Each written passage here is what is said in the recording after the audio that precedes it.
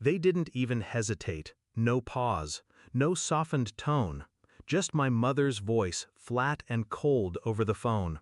"We're not coming. It's not worth celebrating." Not worth celebrating. Not my wedding, not my happiness, not me. I didn't argue, I didn't beg. I swallowed the silence until she hung up, then set my phone down as if it had burned me. Inside, something shifted. I'd always been the one chasing their approval, not anymore. Growing up, I believed my parents loved me the way they loved my brother, unconditionally. But now I know better. Their love was a currency, given when it made them look good, withheld when it cost them something. They came to my brother's engagement party, my cousin's baby shower, even a neighbor's dog's birthday. But my wedding? Too inconvenient, too beneath their effort. My fiancé, Daniel, saw the crack in my composure that night. I tried to brush it off, but he just wrapped his arms around me and whispered, "You don't need them there to make it real." He was right. But I needed something else, closure, on my terms. At first, I thought about sending them the photos afterward, let them see what they missed. But that was too easy, too forgettable. I wanted this to stick. The idea came to me when our photographer asked about printing a wedding album. Not just photos, a story, something they couldn't look away from, no matter how much they wanted to.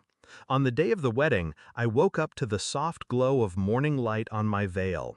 No parents, no childhood home rituals, no father walking me down the aisle. But I felt weightless. The ceremony was beautiful. Laughter, tears, a moment where Daniel's hands trembled as he slid the ring on my finger. We danced until midnight under a canopy of lights, my chosen family cheering. But the best part came later. 2 days after the wedding, I began crafting the package. I started with the photos, not the polite, posed ones. I chose the raw ones, my eyes brimming with tears as Daniel whispered something only I could hear. My friends holding me in a tight circle on the dance floor. My in-laws lifting me like I was theirs. Every image screamed, "Look what you weren't part of." Then I added the letter, short, surgical. You told me my happiness wasn't worth celebrating. I wanted you to see what joy looks like without you in it. No anger, no pleading, just truth, sharpened to a blade. Finally, I slipped in one last thing, a wedding invitation. Not the original, a reprint, still sealed, still perfect. So they'd hold in their hands the moment they chose to throw away. 3 days later, the package was delivered. I know because my brother called.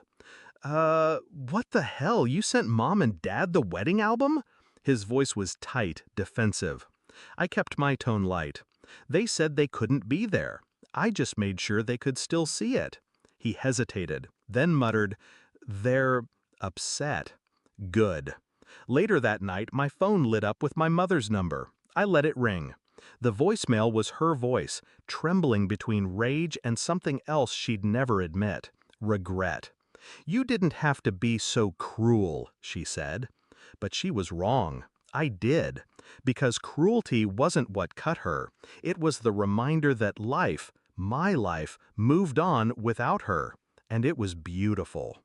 The last time I saw the album was months later, when my aunt let it slip that my parents kept it in a drawer. Not thrown away, not destroyed. Hidden. They couldn't bear to look at it, but they couldn't let it go either. That was enough for me. They thought skipping my wedding would erase them from the story. Instead, I made sure they'd always have a front row seat to their own absence. Some wounds heal, others I keep. This one I framed.